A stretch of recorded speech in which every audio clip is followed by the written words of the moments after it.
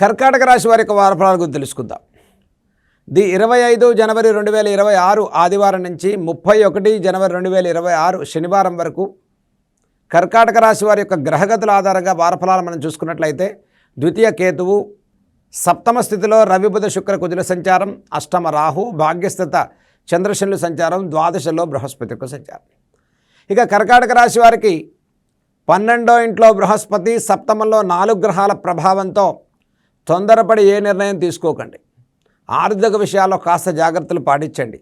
Financial commitments వల్ల ఖర్చు స్థానం పెరుగుతుంది. Share markets, litigation, legal, speculation వ్యవహారాల్లో ఆర్థిక నష్టాలు పెరగకుండా శ్రద్ధ పాటించండి. మనోధైర్యంతో ప్రతి సమస్యను అధిగమిస్తారు. కుటుంబ విషయాల్లో ప్రోత్సాహకరమైన వారంగా చెప్పుకోవచ్చు. వివాహాది ప్రయత్నాలు లాభిస్తాయి. కుటుంబ విషయాల్లో నూతన కార్యాచరణకు శ్రీకారం చుడతారు. గృహ నిర్మాణాలు, వస్తు వాహన క్రయ విక్రయాల విషయంలో వారం ప్రారంభం కన్నా వారాంతంలో చక్కటి శుభవార్తలు వినే వారంగా చెప్పుకోవచ్చు. అయితే ఈ రాశి వారికి అష్టమ రాహు ప్రభావం వల్ల ప్రతి వ్యవహారాల్లో కూడా తొందరపడి టెన్షన్స్తో కూడుకుని ఒత్తిడితో కూడుకున్న నిర్ణయాలు తీసుకోవటం వల్ల ఆర్థిక నష్టాలు అనేది పెరిగేటువంటి అవకాశం ఉంది.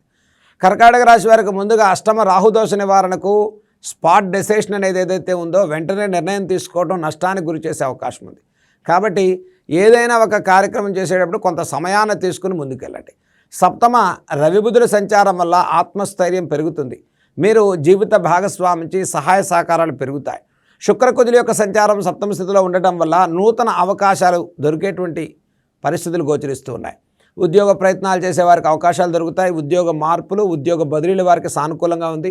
అయితే విదేశాల నుంచి తిరిగి ఇండియాకు వచ్చేటువంటి వారు, విదేశీ ఆఫర్ల కోసం ఎదురు చూసేటువంటి వారు, అంటే ఇండియా నుంచి విదేశాలకు వెళ్ళేవారు కొంత సమయాన్ని తీసుకుని మీరు నిర్ణయం తీసుకోవటం ఈ వారంలో చెప్పదగ్గ సూచన.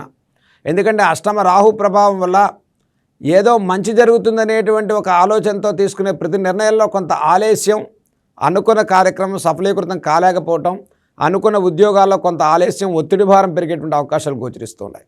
కాబట్టి ముఖ్యంగా కర్కాటక రాశి వారు 9వ ఇంట్లో చంద్రశనుల యొక్క సంచారం వల్ల కన్సల్టెన్సీ, మధ్యవర్తిత్వం, ఫైనాన్స్, ఇన్వెస్ట్మెంట్ పెట్టేవారు, రియల్ ఎస్టేట్ రంగాలు, గృహ నిర్మాణాల్లో పెట్టుబడులు పెట్టేవారు కొంత సమయాన్ని తీసుకోండి.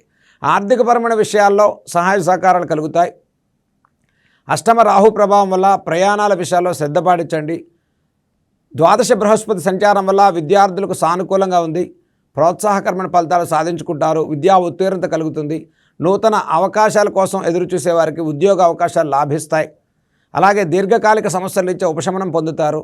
చిన్న తరహా వ్యాపారస్తులకు సానుకూలంగా ఉంది.